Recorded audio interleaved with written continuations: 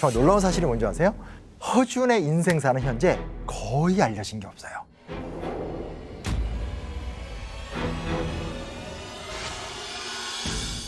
스승님 몸에 이제 칼을 대서 시신을 해부하고 그 안에서 장기들을 끄집어내서 이런 이야기가 나오죠. 문제는 뭐냐? 유의태라는 인물은 존재하지 않습니다. 허준에 대해서 나쁜 이야기가 굉장히 많아요. 치료하지 않았다, 안 해줬다, 이런 기록이 사실은 되게 많이 남아있어요. 공식적인 업무와 내가 하고 싶은 것 빼고 난 안 해. 양반이 아님에도 불구하고 가장 성공했던 인생을 살았던 사람이다 라고 보는 게 정확해요. 자, 정말 충격을 받았죠. 왜 충격을 받았냐? 사실 이 이야기는 잊혀진 이야기라고 생각을 했어요. 그런데 사람들이 이 이야기를 하더라고요. 화제도 다시 되고, 아마 유튜브 시대의 현실이 아닐까? 근데 제가 이 이야기를 진짜 해야 되겠다고 마음 먹었던 이유가 뭐냐? 드라마의 픽션이 아이들의 책에 이렇게 사실처럼 들어가서 아이들은 정말로 허준이 드라마처럼 살았구나, 뭐 이런 얘기로 이렇게 막 섞여 있는 걸 보고 제가 이래서는 안 되겠다. 픽션은 픽션이고 역사는 역사인데 구분을 하는 게 좋겠다. 그리고 제가 굳이 이 얘기를 말씀드린 이유 뭐냐? 허준이 진짜 멋있는 부분은 우리가 예전에 드라마로 봤었던 그런 기가 막힌 의술들 막 이런 게 아니고 그의 동의보감 속에서 볼 수 있거든요. 그래서 오늘 제 얘기는 허준과 관련된 조금 오해는 걷어내고 허준의 진가를 알려드리는 그런 멋진 시간 만들어 보도록 하겠습니다. 정말 놀라운 사실이 뭔지 아세요? 허준의 인생사는 현재 거의 알려진 게 없어요. 20년 전까지만 하더라도 허준이 정확하게 몇 년도에 태어났는지도 몰랐어요. 최근에 아주 중요한 몇 가지 이제 사료 발굴을 통해서 지금 거의 확정이 됐죠. 1539년 생이고 76살에 이제 돌아가시게 됩니다.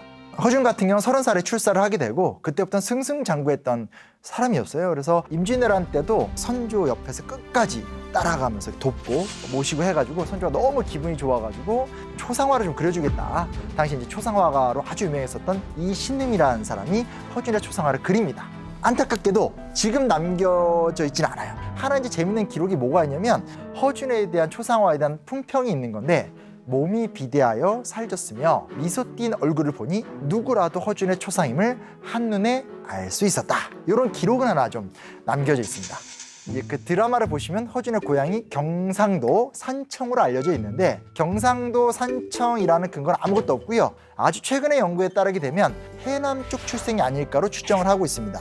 왜냐하면 허준의 어머니가 김씨인데 김씨 부인께서 해남 출신이거든요. 근데 이 시기까지만 하더라도 외가에서 커나가는 과정들이 굉장히 많았었기 때문에 아마도 전라도 쪽에 계시지 않았을까. 그런데 그러면 경상도 일대 산청, 거창 이런 데서 왜 이 이야기가 나오게 됐냐? 흥미로운 게 뭐냐면 산청과 거창 일대에는 유의태라는 명의의 전설이 계속 내려오고 있습니다. 허준하면 가장 감동적인 장면이 뭔가요? 스승님 유의태께서 나의 몸을 너에게 주노라. 스승님이 영원히 사시는 일이다. 시신을 해부하고 그 안에서 장기들을 끄집어내서 다 똑같이 그림을 그리고 정확하게 파악을 하고 이런 이야기가 나오죠. 허준도 훌륭하지만 진짜 스승님이 너무 멋있잖아요.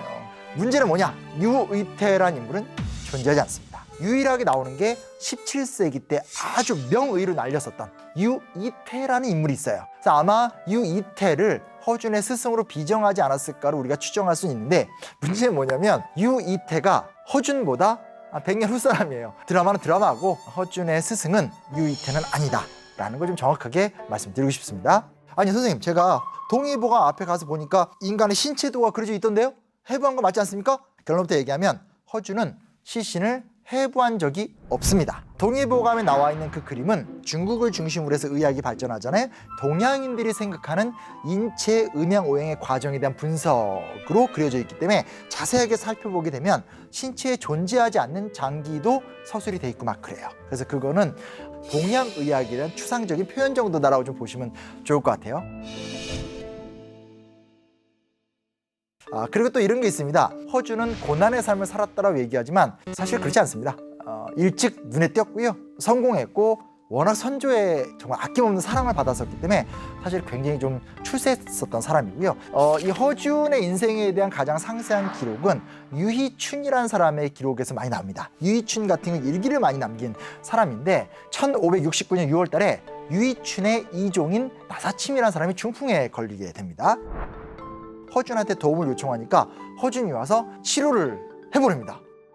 그 이후에 너무 이 유이춘이 감동을 해서 이조판서 홍담에게 편지를 씁니다.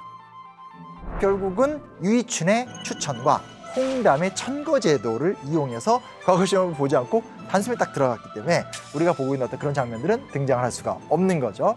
근데 들어가서도 보면 1575년 2월 기록을 보면 허준이 선조를 집내겠다는 말이 나와요. 어떤 직종이든지 처음에 들어가면 바닥부터 올라가게 되는데 시기를 따져보게 되면 궁궐에 들어간 지 얼마 안 됐거든요. 처음부터 눈에 띈 거죠. 이미 30대 초반부터 아주 승승장구하면서 쭉쭉쭉 커나가게 됐고요. 선조가 너무 기분이 좋아서 당상관으로 승진을 시킵니다.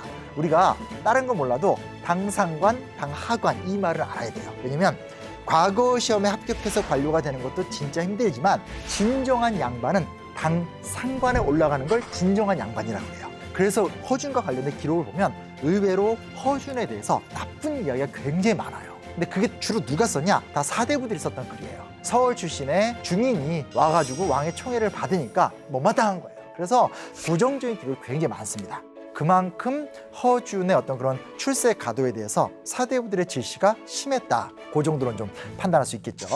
근데 임진왜란 도중에는 선조를 끝까지 옆에서 보필을 했기 때문에 호성공신으로 책봉이 돼요. 의관 중에 딱 2명 중에 1명으로 책봉이 된 거거든요. 그래서 아예 양평군이라는 칭호를 하사받습니다. 군이라는 칭호가 들어간다는 건 정말 영광스러운 표현이거든요. 그래서 결국은 이렇게 승승장구하다가 1608년에 선조가 죽게 되니까 그때 이제 유배를 가게 됩니다. 사실 이거는 통상적인 거예요. 통상적인 거. 심지어 어의를 처형시키는 경우도 있었어요. 다 관직에 물러나는 거나 유배를 가는 건 굉장히 일반적인 모습이었었기 때문에 사실은 의아해할 수 있지만 그건 좀 그 당시 문화였다라는 것들. 그리고 얼마 있다가 광해군이 다시 허준을 데려왔어요. 이게 특별한 거예요. 보통은 어의가 바뀌거든요. 근데 그만큼 광해군 또한 허준을 굉장히 아꼈었고 왕실에 워낙 소문이 났던 사람이니까 다시 데려왔던 거죠. 광해군이 어릴 때 두창, 천연두를 허준이 치료를 했거든요. 이 인연이 있었기 때문에 사실은 허준은 드라마와는 다르게 정말 보기 드물게 조선왕조 500년 기간 내내 양반이 아님에도 불구하고 가장 성공했던 인생을 살았던 사람이다라고 보는 게 정확해요. 또 이제 그런 것도 있습니다. 드라마를 보다 보면 전염병 환자를 치료하기 위해서 목숨을 거는 장면도 많이 나오게 되고요. 또 환자들을 치료하다가 과거 시험장에 못 갔던 모습들 이런 게 너무 감동적이었어요. 요것도 사실은 아닙니다. 전염병이 막 도는데도 막 이렇게 천 하나 들고 들어 치료하고 이런 거는 없습니다. 기록상 남아있지 않아요. 어떤 기록들이 많이 남아있냐면 치료하지 않았다, 안 해줬다 이런 기록이 사실은 되게 많이 남아있어요. 허준의 어떤 그 의술이 너무 뛰어나서 진짜 사람들이 많이 몰려들었고 사실은 민중들은 낄 틈이 없었어요. 왜냐면 이미 어의로 소문이 나버렸기 때문에 최고의 사대부, 양반, 돈 많은 사람들 이런 사람들이 굉장히 청탁을 많이 했어요. 피곤하잖아요. 그래서 허준이 그냥 문을 걸어 잠깁니다. 공식적인 업무와 내가 하고 싶은 것 빼고 난 안 해 라고 하면서 사적인 시간에 사람들을 잘 만나주진 않은 것 같아요. 흥미로운 게 뭐냐면 여러 기록들을 보면 그럼에도 불구하고 허준이 진료를 봐줬던 사람들이 있어요. 효자들, 효녀들 이런 사람들이에요. 그래서 예를 들게 되면 박준이라는 사람이 있었는데 아버지가 중풍에 걸린 거예요. 그래서 이제 정말 열심히 간호를 하는데 좋아질 기색이 없는 거죠. 허준을 찾아갔어요. 절대 안 만나주죠. 절대 안 만나주는 거에 굴하지 않고 매일 아침 닭이 우는 새벽 매일 가서 허준이 나올 때마다 기척할 때마다 그 앞에서 울면서 제발 와달라고 하면서 맨날 며칠 한 거예요. 거기에 감동을 받아서 그 허준이 가서 치료해준 이런 기록들은 몇 개 남아 있습니다. 자, 그러면 이제 이쯤 되면 기분이 묘하실 거예요. 야, 네가 지금 나의 이 환상을 깼으면 책임을 져야 되지 않겠어? 나오실 거 생각합니다. 저도 준비가 돼 있어요. 드라마보다 더 멋진 이야기들이 있다라는 것들. 핵심은 이제 동의보감이죠. 한 흥미로운 게 뭐냐면 선조의 역할이 커요. 선조하면 뭐가 떠오르세요? 못된 왕. 거의 이런 생각이죠.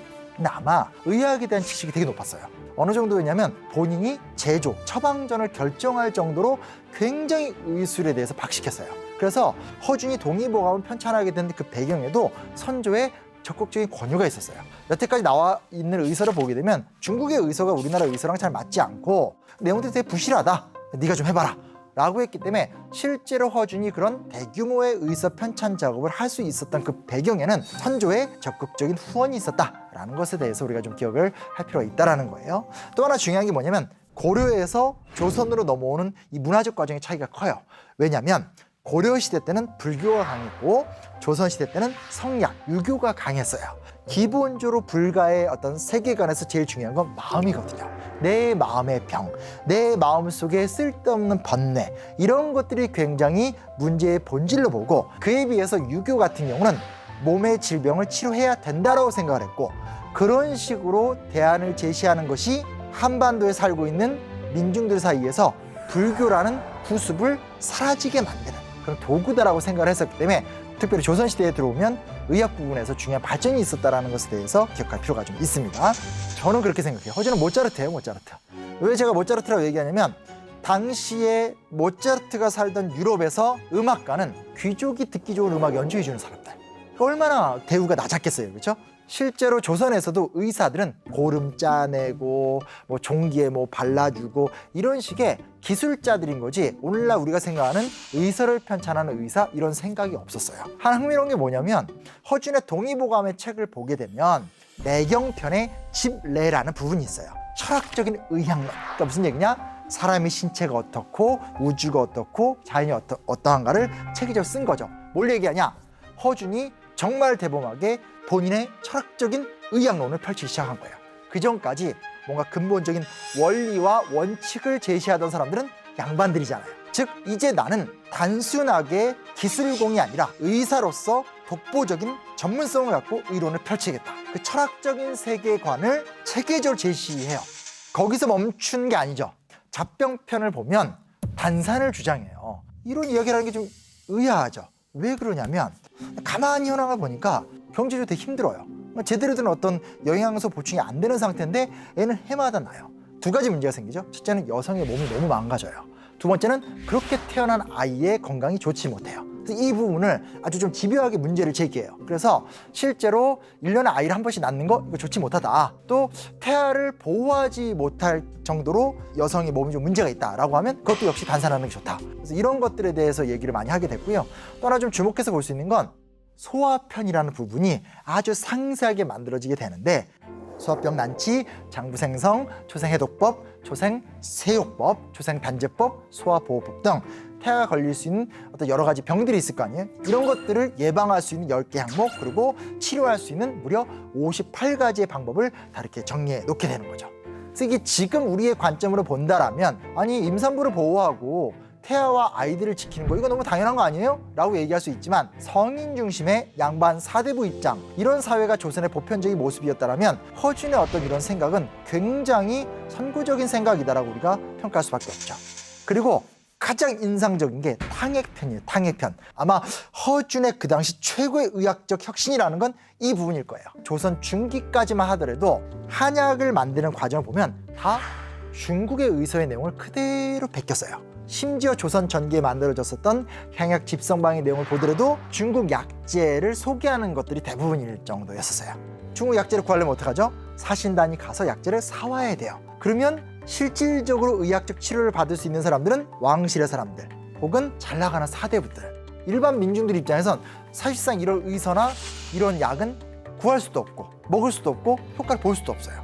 그래서 동의보감을 보면 어떤 내용이 나오냐면 당약재와 향약재를 구분하기 시작해요. 중국산 약재와 조선산 약재를 딱 구분을 하게 됩니다. 가장 중요한 게 뭐냐? 단방 처방을 시도해요. 단방 처방이 뭐냐면 여러 가지 재료를 푹 섞으면 값이 올라가요. 허준이 보기에 이건 그렇게 풍성하게 치료할 수 있는 대상은 조선에 몇천 명이 아마 안 됐을 거예요. 그래서 허준의 고민이 뭐냐? 한 가지 약재로 치료하는 방법, 그리고 이 단방의 포인트는 뭐냐? 널리 주변에서 쉽게 구할 수 있는 거. 이렇게 되면 자연스럽게 쉽게 구해서 먹을 수 있으니까 값이 별로 안 들고 일반 민중들 입장에서도 효과를 볼 수 있게 되는 거죠. 우리가 허준이 왜 이렇게까지 존경을 받고 수강을 받느냐에 대해서 생각을 해본다면 그가 아주 특출한 의술로 누구를 고쳤다라는 것들, 이거보다도 동의보감이라는 필생의 그 역작 안에 백성을 사랑하고 민중을 생각하고, 그래서 많은 돈을 들이지 않더라도 백성들의 삶이 조금 더 윤택해지지 않을까. 전 이 부분에서 굉장히 큰 감동이 있더라고요. 허준에 대해서 재밌고 즐겁게 보는 건 전 좋다고 생각해요. 다만 영화는 영화일 뿐, 또한 드라마도 드라마일 뿐이니까 역사를 살펴보더라도 허준이 갖고 있는 그 진가가 있기 때문에 우리 이제 좀 그 진가 갖고 허준 존경하자, 이런 것들을 같이 기억하는 시간이 되었으면 좋겠습니다.